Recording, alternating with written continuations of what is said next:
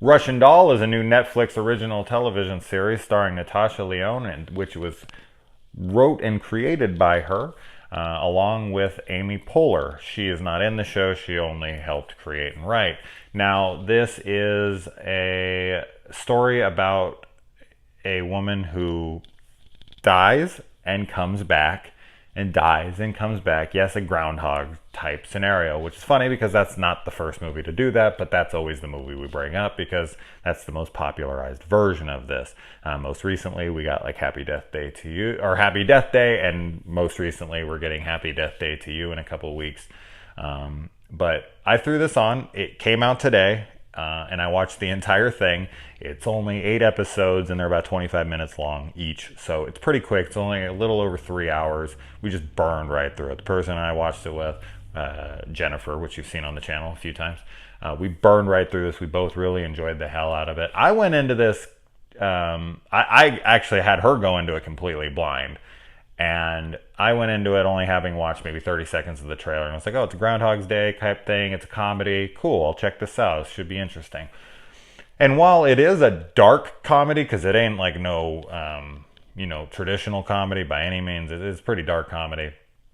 It goes into some really dark territory. I want to say towards episode 6, 7, that area, it gets really dark. Like almost horror movie dark. And I was not expecting that. I don't want you to think that there's a bunch of gore and a bunch of killers stalking them or anything. It's not like that. You have to see what I'm talking about. It's more psychological.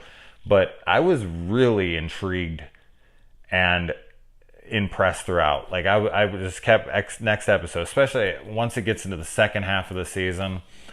I was like, whoa, there's a lot of what the fuck moments that both her and I shared, and we were discussing things as it was going on. I do think that this would be a fun show to watch with a couple people and kind of discuss your interpretations of what's going on and your guesses of what's going to happen next, and watching things unfold. And it plays with this, subgenre, the loop day, repetitive day subgenre that we've had multiple films and stuff of now, television episodes and whatnot.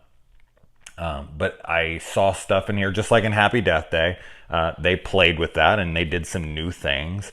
If you haven't seen it, I'm not going to spoil what those are, but I liked that they tried something new with this subgenre, and with this one, the same thing. A lot of unique, interesting things happen that I've never seen in any, in a story like this. And it made it very, very interesting. It made it very thought-provoking. It made it very dark at times, as I said. Very sad, emotional at times. And I thought that it really nailed all of it very, very well. It's a very well-made show. The comedy, while there isn't a ton of it, to be completely honest, I think the comedy that is in here works very well.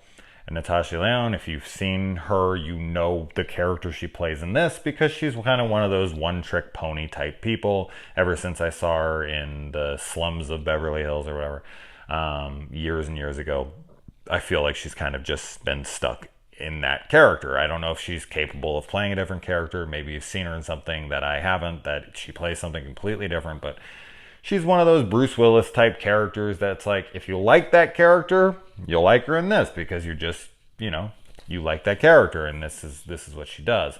But I think she really fits this role very well. I mean, it was written for her, for herself, but I thought she brought it. I thought everyone in it brought it. It's a damn good show, and much deeper and more intriguing and darker than I could have ever expected from the 30 or 40 seconds of a trailer I watched. I don't know where the trailer goes towards the end. Maybe it gets darker. I don't know. But on IMDb, it's listed purely as a comedy. No. This is not just a comedy. It's a drama, comedy, thriller, horror, psychological horror thriller thing. But I definitely think it's worth your 3 hours.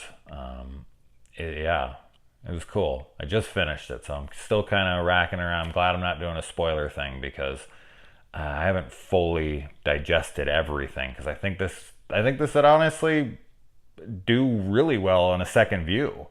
This is something you can go back and find more things, because there's a lot of little nuggets here and there that I feel like you may have missed out on the first viewing, and you could start to kind of connect the dots, because essentially it's a mystery. It's a mystery throughout, and she's trying to figure this shit out, and it gets very, very cool.